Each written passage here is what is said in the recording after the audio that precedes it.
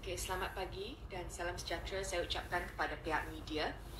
Sidang media saya hari ini berkenaan dengan kelemahan Menteri Wanita dan Timbalan Menteri Wanita KPWKM, ya, Kementerian Pembangunan Wanita, Keluarga dan Masyarakat, dalam melaksanakan beberapa perkara. Dan saya akan jelaskan. Pertamanya, untuk sesi parlimen kali ini, saya telah bertanyakan soalan kepada Menteri Wanita mengenai fungsi dan langkah yang telah diambil oleh Jawatan Kuasa Khas Kabinet melindungi golongan rentan yang dipengerusikan oleh Perdana Menteri. Soalan ini saya bertanya untuk sidang parlimen kali ini dan dia keluar minggu lepas, 26 Julai. Saya tanya berapa kali mesyuarat khas untuk jawatan kuasa ini dan kejayaan yang telah dicapai oleh jawatan kuasa ini. Dalam jawapan yang telah saya berikan kepada pihak media, jawapan kepada soalan saya ini adalah jawatan kuasa ini dijangka bermesyuarat untuk kali yang pertama dalam masa yang terdekat. Okey. Jawatan kuasa khas ini, kabinet ini ditubuhkan pada bulan April.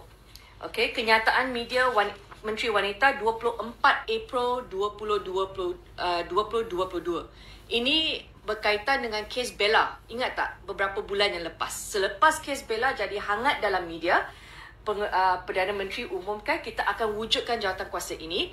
Dan dalam kenyataan media Menteri Wanita kepada semua pada masa itu, 24 April, perenggan terakhir, KPWKM akan membentangkan satu memorandum jemaah menteri bagi melaksanakan penubuhan jawatan kuasa ini dengan segera.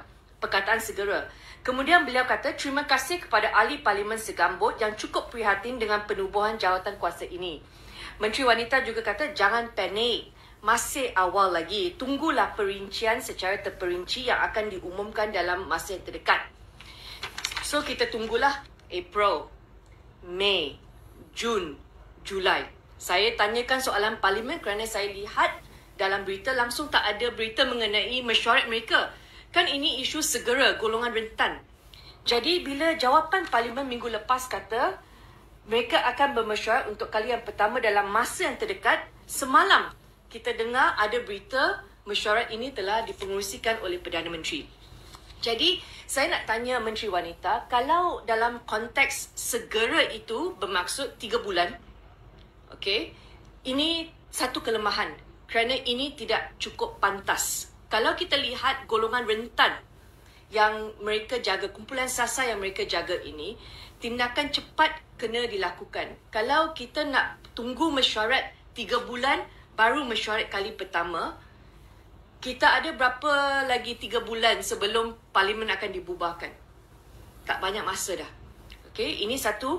Dan kalau kita lihat semalam bila Perdana Menteri umumkan bahawa ini jawatan kuasa ini merupakan platform khas untuk meneliti golongan rentan dan mereka juga telah peluaskan kepada 12 golongan, antaranya individu tanpa dokumen perjalanan stateless dan pelarian refugees. So saya menyambut baik keputusan ini kerana kita lihat semalam sudah ada kes di mana bapa telah bunuh diri bersama anak mereka. Okey. Jadi mesej saya adalah apabila kita ada kementerian yang menjaga golongan rentan seperti ini, time is of essence. Okay? Kita tak ada masa untuk tunggu 3 bulan baru mesyuarat pertama. Kenapa begitu sibuk sehingga mesyuarat yang ditubuhkan khas untuk mengatasi masalah ini hanya boleh bermesyuarat selepas 3 bulan. Bermaksud 1 tahun mungkin mereka akan bermesyuarat berapa kali. Okay? Itu kelemahan pertama. Keduanya adalah kalau kita lihat kabinet ini banyak menubuhkan jawatan kuasa khas, okey, yang terdiri daripada menteri-menteri dalam kabinet. Saya rasa ini tidak perlu. Sepatutnya mesyuarat yang mereka perlu adakan setiap minggu, mesyuarat kabinet patut menyelesaikan masalah ini kerana anggotanya adalah orang yang sama.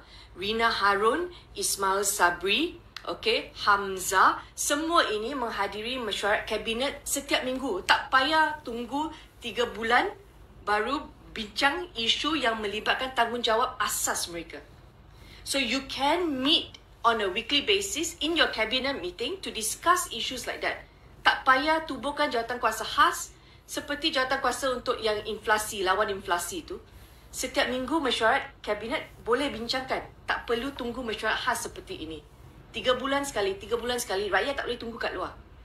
Okay, itu kelemahan pertama. Kelemahan kedua, yang saya betul-betul marah selepas pembentangan rang undang-undang kali ini. Dalam sidang parlimen kali ini, kita ada pembentangan 2 rang undang-undang yang melibatkan golongan sasar KPWKM. Satu adalah rang undang-undang kawalan produk tembakau dan merokok 2022, GEG. Okay, banyak perbahasan dekat luar mengenai penalti dan isu-isu yang melibatkan kanak-kanak. Body search, sehingga jawatankuasa wanita kena keluar, kita issue statement. Tetapi di mana tanggungjawab Menteri Wanita dan Timbalan Menteri Wanita, sepatutnya isu-isu ini tak payah tunggu sampai parlimen. Bila rang undang-undang digubal, mereka akan melalui kebenaran ataupun persetujuan kabinet. Di meja kabinet itulah kita bergantung kepada suara Menteri Wanita untuk melindungi kanak-kanak.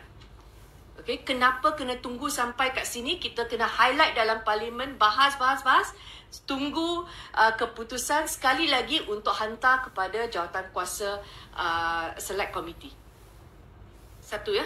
Yang keduanya adalah rang undang-undang Keselamatan Sosial Suri Rumah 2022 yang dibentangkan oleh Kementerian Sumber Manusia, yang telah saya bahas juga mengenai isu nilai harga kerja rumah seorang suri rumah. Okey, RM600. Bagaimana perkara ini boleh terlepas tangan Menteri Wanita ataupun terlepas pandang, saya tak tahu sama ada beliau ada baca atau tidak bagaimana isu ini boleh terlepas sehingga masuk dalam perbahasan. Saya kesian Timbalan Menteri Sumber Manusia bila dia dengar semua orang kata okey, sepatutnya bukan saja suri rumah, sepatutnya ada house husband, sepatutnya nilai kerja rumah tak sepatutnya RM600. Okay, these are core issues of Menteri Wanita. Bagaimana isu ini sekali lagi boleh terlepas dalam kabinet sehingga sampai parlimen kita kena bahaskan seperti ini. Sepatutnya perkara ini telah pun disuarakan oleh Menteri Wanita di peringkat kabinet. Okey, jadi saya berharap perkara ini tidak berlaku lagi kerana setiap bil yang kita lihat bila sampai parlimen dia ada tujuan untuk melindungi golongan tersebut. Untuk GEG kanak-kanak, untuk suri rumah golongan wanita. Okay, kalau Menteri Wanita dan timbalannya tidak melakukan tanggungjawab ini, bila dia sampai sini dan kita kena bahas, kita kena hantar kepada jawatankuasa, ia akan mengambil masa. Golongan sasar ini, dia tak boleh tunggu sebenarnya dekat luar. Isu-isu ini menunggu keputusan dan tindakan kerajaan. Okay, jadi saya berharap ini tidak berlaku lagi dan saya berharap mereka akan saya tak tahu berapa masa mereka ada lagi sebelum parlimen dibubarkan, tetapi seharusnya cepat-cepat laksanakan perkara ini. Tak payah tunggu jawatankuasa khas. Tak payah tunggu sampai parlimen baru bahas. Setiap minggu ada mesyuarat kabinet. Setiap hari mereka dibayar gaji untuk melakukan tanggungjawab asas ini. Okey, itu sahaja. Ada soalan? Tak ada ya? Okey.